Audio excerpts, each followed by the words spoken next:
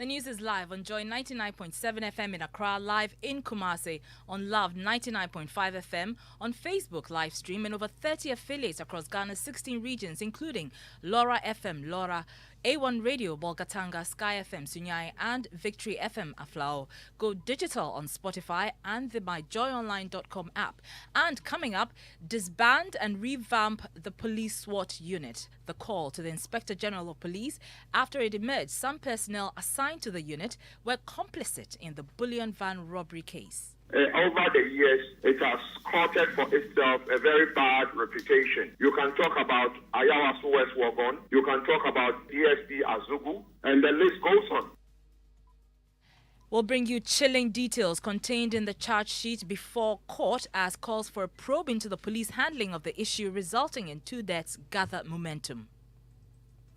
The questions that flow from there is what did they know and who did they know information about that was damning to those people? If they were killed, if they were murdered, who gave the order?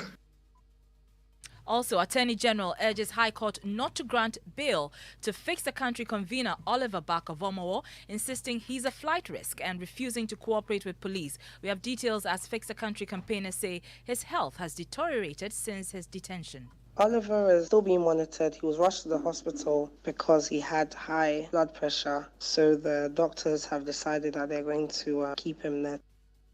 Also this afternoon, minority lawmakers face a test of subjecting themselves to the law as they are charged to obey the Supreme Court ruling which affirmed the Deputy Speaker's right to vote and form part of a quorum for decision-making in Parliament. But will the ruling deal with the matter ultimately? And it will be a problem. We should consider having deputy speakers who may not necessarily be members of parliament. There are very senior clerks and other persons there who really, I think, can do the work. We'll hear from a senior vice president of Imani Africa as both sides of the House brace for what could be another round of chaos in the chamber. So I think this has settled the whole issue and Parliament can now move on to take decisions. To set aside Parliament standing orders is a serious travesty of parliamentary justice. Also in this package, I was hoping that I could get building materials at cheaper prices, but the prices keep soaring.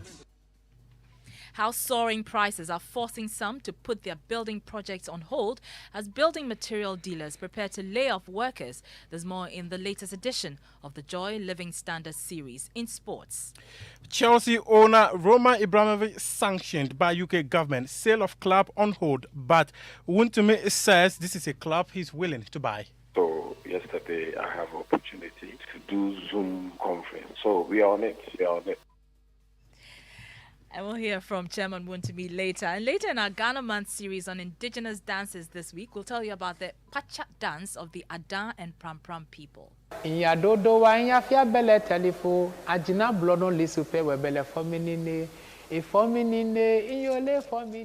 dance is performed by the youth.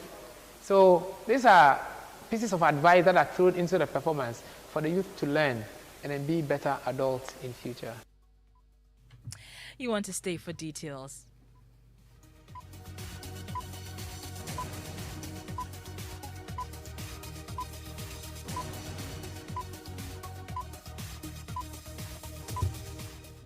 This is your home of independent, fearless and credible journalism. I'm Arba Kumson. This afternoon, disband and revamp the Special Weapons and Tactics, or SWAT, unit of the police service. That's the call to the Inspector General of Police after it emerged 6 suspects, 2 deceased, identified to have masterminded bullion van robberies in parts of the capital, resulting in deaths and injuries were police officers serving with the unit. Security analyst Dr. Adams Bona says the SWAT unit stinks with corruption and must be reformed. 2 suspects, Constable Randolph Jima Ansa and Corporal Stephen Kwekunyame, were shot dead during a gunfight between police officers and the criminal gang involved in the bullion van heist at Boteman here in Ashaman. 4 more are facing trial for their involvement, but Dr. Bona tells Joy News his checks suggest more police officers are involved. A unit that is supposed to be a specialized unit, the SWAT unit, National SWAT. If we have a terrorism situation in this country, it is that particular unit that is supposed to be helping deal with the situation. And so it means that these officers, are supposed to be specially trained. So to that extent, you can see how they ended up committing this type of heinous crimes and killing one of their own and probably killing her. The numbers, as we are seeing, chances are that the numbers could go up because, if you look at the network, so the good thing is that Dampare, I must congratulate him and his team. They are working behind the scene, to ensure that this, all of them, or everyone who is involved, is apprehended. The National SWAT disband it and reorganize it because over the years, it has courted for itself a very bad reputation. You can talk about Ayawaso West Wagon, you can talk about DSP Azugu, and the list goes on. And so I think that is not the kind of police unit we want. If they themselves, after getting the specialized training, some of them have ended up becoming armed robbers and killing their colleagues, then I would say, without missing words, that they have actually outlived their usefulness. You heard security analyst Dr. Adams Bona there.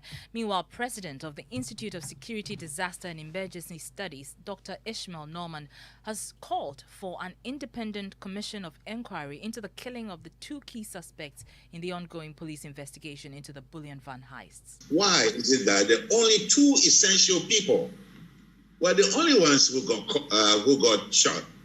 It just doesn't make sense. No matter how hard we try to be charitable to the police. It was incredulous, to say the least, that the two essential people got killed, nobody else got killed. Where do we go from here? The questions that flow from there is, what did they know and who did they know information about that was damning to those people? If they were killed, if they were murdered, who gave the order? We need to have a commission of inquiry, not only about the killing of the two suspects, but we also need to have a commission of inquiry to dig into criminal cells within the police force. Dr. Dampare has always said he's going to rid Ghana of criminals, and the way he talks is as if the problem is not within the police, it is the civilians who are enemies of the state. And now we realize that the true enemies of the state are the policemen themselves, not all of them. Dr. Ishmael Norman is president of the Institute of Security, Disaster and Emergency Studies. Now we understand Parliament is taking a keen interest in the development. But first, what is the charge against the suspects? My colleague Elton Broby joins me in studio for more on this. Elton, the police has provided details on the involvement of the suspects in the robberies. Tell us more. So far, 6 people are before court. 4 of them are police officers, and the 5th accused person is a scrap dealer. According to the police, sometime in the year 2021, the Ghana Police Service Administration recorded a series of street robberies as well as attacks on bullion vans. The service mounted a surveillance on the suspected robbers undertaking these unlawful activities within the capital. Now, they provided dates on the 22nd of February 2022. The police received a report of an attack on a bullion van, and they provided a registration number at North Kanesha, suburb of Accra, by some gunmen. Subsequently, the police launched investigation into the alleged robbery, which led to the arrest of the constable Randolph Jima, who is now deceased, also known as Pablo, who admitted the offense during interrogation. Further inquiries led to the arrest of Lance Corporal Stephen Nyame, also deceased, and the accused persons therein. The accused person during interrogation admitted taking part in the multiple bullion van robberies recorded in the Greater Accra region, including the robbery which took place in February 2021 at Kingsway opposite the Freemason Society, Bauchona Spinters Road in March 2021, Jamestown Adedimpo incident in June 2021, which led to the ultimately death of the police constable Emmanuel Oseb. Now, according to them, whilst in the process of undertaking the robbery, the late Emmanuel Oseb identified one of them, and they had to take the action of taking him out. And Elton, it appears these details corroborate what the family of the slain police officer Emmanuel Oseb have been saying.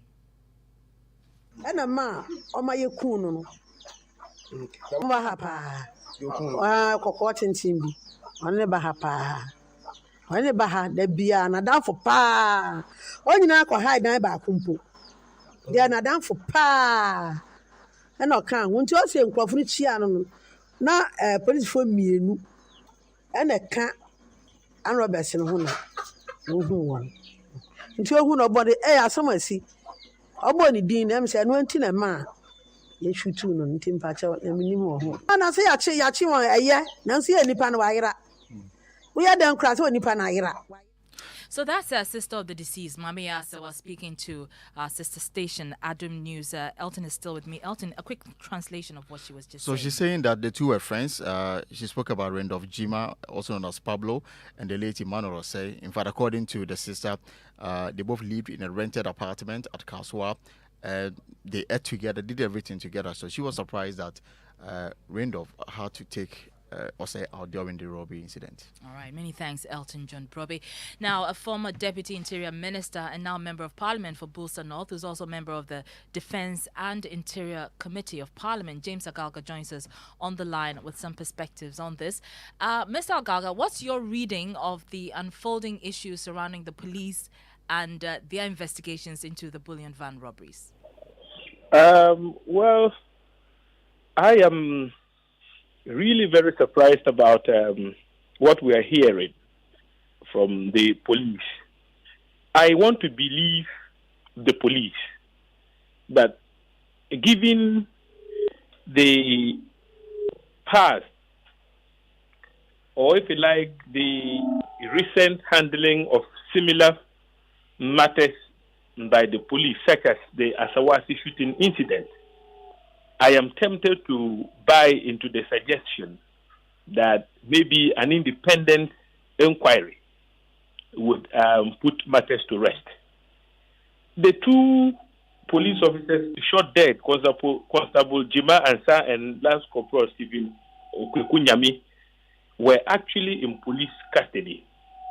And from the police own report, the led other police officers to the hideout of a suspected criminal gang, and in the course of attempting to arrest, the two officers, Constable Jimansa and Stephen Kwekunyami, were shot dead. It's difficult to comprehend the circumstances of the deaths of these two police officers. Why were they exposed to the extent that they are the ones who ended up losing their lives? Shouldn't the police have been more professional because they themselves are saying that the operation was intelligence-led? And so there are a lot of questions that begs for answers. Right. And so we can only have these answers when there is some independent inquiry. I've heard Dr. Norman suggest that we have the Commission of Inquiry to look into this. Right. Fine, if the executive would pay heed to the demands Dr. Norman is making, that's okay. But if the executive doesn't, I am going to push as ranking member for Defense and Interior for a bipartisan committee to be set up in Parliament to look into this matter. Mr. Agalga, what do you make of those who argue that we are taking our focus off the substantive issue, which is that the police is dealing with the issue of the bullion van robberies? Look here, the two, Constable Jima Ansa, Lance Corporal Stephen Kwekunyami, are material witnesses, or would have served as material witnesses in helping us unravel the circumstances surrounding bullion van attacks in our country. But now here we are. They are no more. It means that the evidence they would have offered in, say, court, we will no longer have the privilege of hearing them. And so, in a way, our quest to deal with bullion van robberies has suffered. Now, I mean, you're in the a former... process. So, look, it's important we understand how they died. Right. And if we do, we may have some leads to getting to the bottom of the bullion van attacks. And you're a former Deputy Interior Minister. I'm sure you heard Dr. Adams Bona earlier proposing that we disband the SWAT team. Is this a sentiment that you share? Well, to disband the SWAT team means that, first of all, that team should cease to exist. Then we can reorganize it. But the problem is, why don't we profile the officers who are currently serving with the SWAT team? Because the SWAT team plays a very critical role. And therefore, if we have to disband them, what happens within the period of disbandment and the quest of the police to ensure that we have maximum security in our country? How do we fill the vacuum? Right. So, right. So you won't support calls for the disbandment of the SWAT unit. Thank you very much. That's a former Deputy Interior Minister and MP for Bulsa North, James Agaga, there. To the courts now, and the Attorney General is urging the Tema High Court to refuse a bail application filed by Fix the Country convener Oliver Barker-Vormawor. The AG says he has so far failed to cooperate with police investigations and has no fixed place of abode.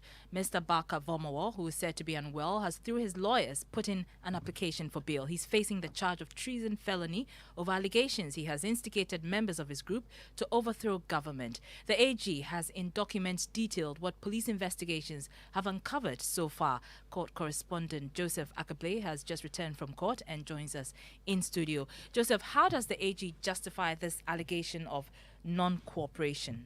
And so it specifically has to do with his place of abode. According to the Attorney General, per the documents filed, they got a warrant that allows them to search his residence, but they've asked him to show them exactly where he lives, and they said he has failed to do so. And so that is what forms the base of this allegation by the AG, that he's not cooperating with the police investigators. And we also understand that he's refused to make his phone available to the police. In fact, we are told that they secured a warrant from the district court that allows the police to access his phone and search through the phone as part of investigations. They said they obtained the warrant, they made it available to him, and they told him to unlock the phone, but he simply has refused and is yet to comply with that. What about Mr. Barker-Vormawor's legal team? How have they been responding to this? They disagree completely. They say the allegations are untrue, and they will have an opportunity on Monday when the case will be heard, because these documents that were filed by the AG, they just received them late yesterday, and so they are not able to respond to them. So the case will be back at the High Court on Monday, where they will formally respond to these allegations. All right, many thanks, Joseph Akaple, with details from the court. Meanwhile, members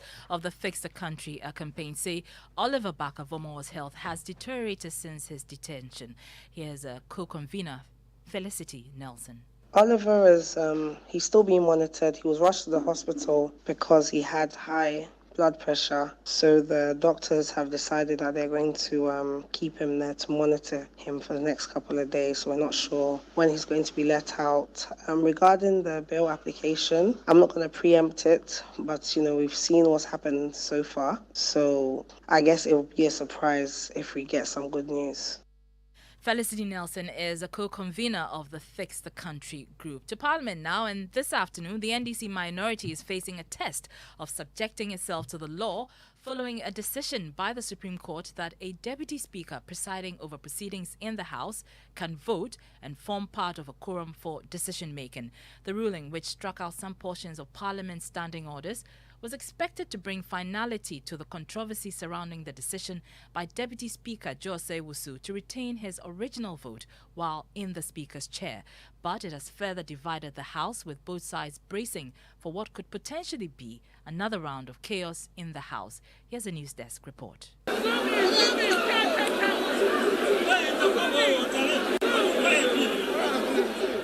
Chaos in Parliament in December last year. A free-for-all fight over an attempt by Deputy Speaker Joe Osei-Owusu to cast his ballot during the e-levy vote in the absence of Speaker Alban Bagbin. The result? Suspension of the vote on the levy. This was after a one-sided NPP House had overturned a decision by a one-sided NDC House to reject the 2022 budget. A private legal practitioner, Justice Abdullahi, subsequently brought the case to the Supreme Court, praying it to declare the actions of Joe Osei-Owusu as illegal and set aside the approval of the budget. Even before the court could make a decision, the Deputy Speaker had defended his actions, insisting he would repeat it whenever he had the opportunity.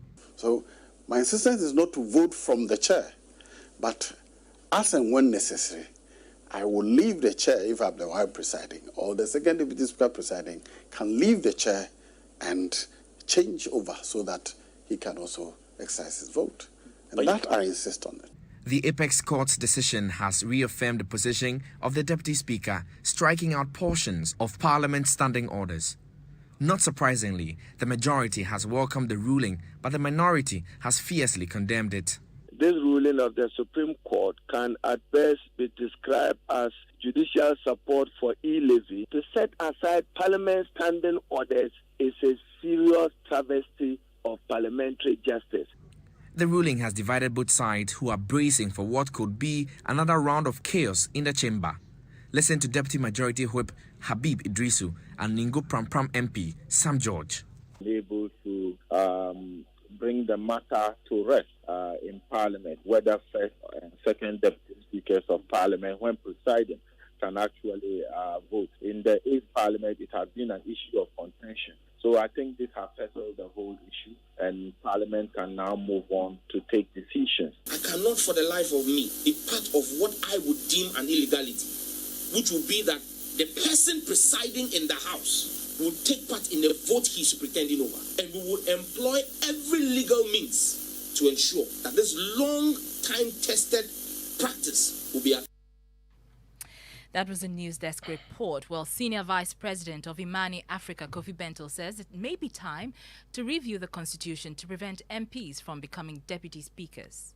Speaker cannot be a member. If we think that this voting thing is going to be a problem, and it will be a problem, we should consider having deputy speakers who may not necessarily be members of Parliament. There are very senior clerks and other persons there who really, I think, can do the work. And note that ours is a hybrid, okay? We have devised a system, okay, between the English and other systems. So nothing stops us if we think this is a critical issue. And I bet you it is critical. Having the person who has to moderate the debate with power to overrule, power to, see people and allow them to speak, power to stop other people's phones, power to direct the debate. If that person has a vested interest, nobody should tell you that he will not be neutral. This is one other reason why we need to get down to this constitutional review issue and deal with it. Our constitution is almost 30 years old. It is breaking at the seams. It is showing its inadequacies. It is time for us to deal with those inadequacies and fashion a better constitution so that we don't end up crashing the Fourth Republic. Senior Vice President of Imani Africa, Kofi Bento there. Let's head straight to the lines and speak to parliamentary correspondent Kwesi Parker-Wilson for the latest on the floor. Parker, we understand that members of the public are presenting memos to back their approval or disapproval of the anti-LGBT bill. What more can you report? Hello, Parker. Okay, it doesn't appear that Parker is on the line, but let's try one more time. Parker, if you can hear me, bring us up to speed on what's happening with regards to the LGBT bill. Okay, we don't have Parker on the line. We'll bring you details of that in our subsequent bulletins. You're listening to the Midday News here on Joy99.7 FM. Our top story: disband and revamp the police SWAT unit. The call to the Inspector General of Police after it emerged some personnel assigned to the unit were complicit in the bullion van robbery case. After the break, we'll tell you how soaring prices are forcing some to put their building projects on hold in the latest edition of the Joy Living Standards series. And later in our Ghana Man series on indigenous dances this week, we'll tell you about the Pacha dance of the Ada and Pram Pram people. In ya dodo wa in ya fia bele telefo ajina blono lisupe we bele fominine e fominine in your le fominine. The dance is performed by the youth. So these are pieces of advice that are thrown into the performance for the youth to learn and then be better adults in future. And later, Joy Prime to premiere all-male lifestyle talk show on March 11. BMPS, if you want to get into a man's world, this is the show for you. If you want to find out exactly what men talk about when they meet, this is the show for you. If you want to find out if men have feelings, this is the show for you. You want to stay and hear all about bald, muscled, pot-bellied, and skinny. Details coming up.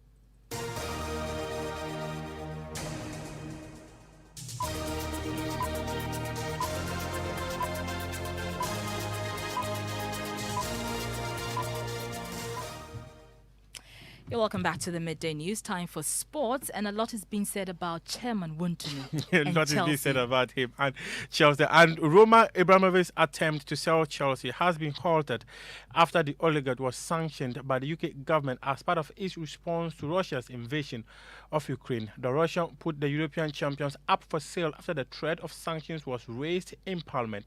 But Bernard Entry Busianko, popularly called Chairman Wuntumi of Wuntumi Group of Company, is determined to buy the club and bring it to Africa. At the moment, we know what is going on in Europe. So Africa is safe.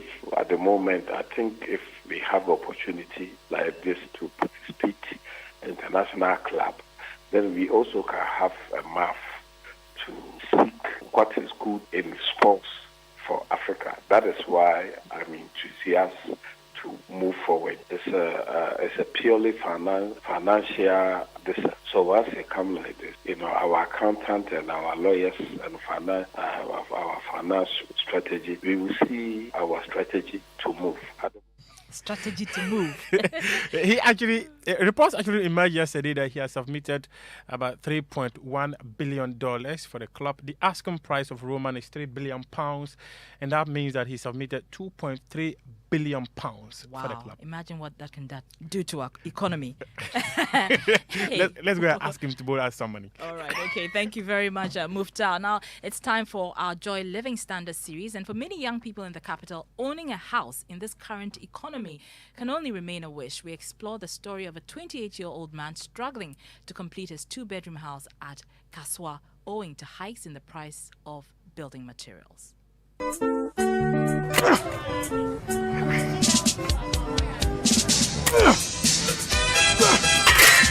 Like many other people, Isa Mohammed also dreams of owning his house. He says it is the reason he works so hard. His job description is to load sand into tipper trucks for delivery. This job is intense and energy sapping.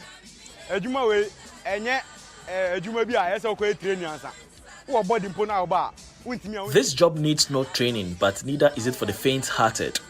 You need to be strong and eat well. So I eat foods like banku and beans to gain enough energy.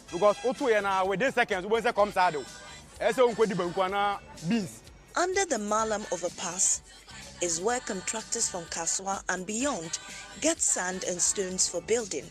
When I got here, many of the workers were having a quiet and lazy day.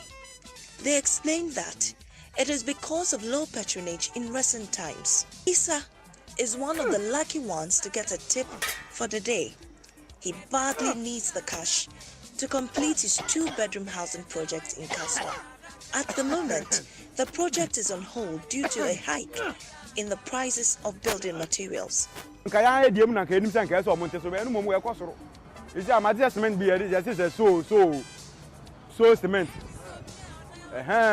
I was hoping that I could get building materials at cheaper prices, but the prices keep soaring. That was Mami Sinyamiche Thompson's report for the Ghana Joy Living Standards series. We continue with our Ghana Man series, where we shine a light on indigenous Ghanaian dances. Today we'll tell you about Pacha, the genre and dance of the Ga-Dangbe people of the Greater Accra region. Justice Bedu has more. Pacha is a dance among the Dangbes, right? Nugo, Pram, that is Bubula, Ada, yes, and then the Kulu, subcultures. We perform Pacha. And history has it that once upon a time, a hunter, when about his hunting expeditions, he chanced upon mysterious beings, who we call dwarf or adope, and they were performing. These dwarfs or mystic beings, they are not even in their walking. And so their walking is uneven. And so it looks like wobbly, Pacha. And something that is wobbly, like a table or a chair that is not stable, that is wobbly. We say that the table or the chair, it's Pacha. So they are uneven walking, and their gait came about with the Pacha. So the song they are singing is Mabotako Matele, right? I would look for a cloth, tie it almost like a headgear, and then I'll carry it. No, what am I carrying? I'm carrying my burden. I'm carrying my aspirations. I'm carrying my challenges. Now, do you often wonder what men talk about when they meet? Well, wonder no more, because Joy Prime is set to premiere an all-male lifestyle talk show on March 11th. That's tomorrow.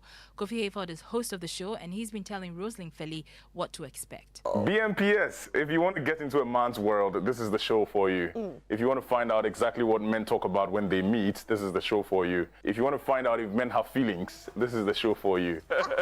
So when is the show airing? Tomorrow, Friday, 9 p.m. We're premiering it right here on Joy Prime, and then it would screen every Friday at 9 p.m. Yeah, so if you want to find out what really men do discuss when they meet, this is that show for you. I really can't wait to see it, because seeing some promos of it, you know, you're talking about sugar mummies and So do make a date tomorrow with Kofi Hayford and the gentleman on Bold, Muscled, Pot-Bellied and Skinny, or BMPS, on the Joy Prime channel. And of course, later this afternoon on all our social media handles, Evans Mensah and the team will bring you State of Play at 2:30 p.m. It's on the city politics, the Baumia principle, and why the city broke Jill. You want to stay for that. But that's how we end the news. Our top story: disband and revamp the police SWAT unit. That's the call to the IGP after it emerged some personnel assigned to the unit were complicit in the bullion van robbery case. We heard from a member of Parliament's Defence and Interior Committee who's backing calls for an independent inquiry into the matter. There's more news when you log on to myjoyonline.com. I'm Arba Kumson. Have a good afternoon.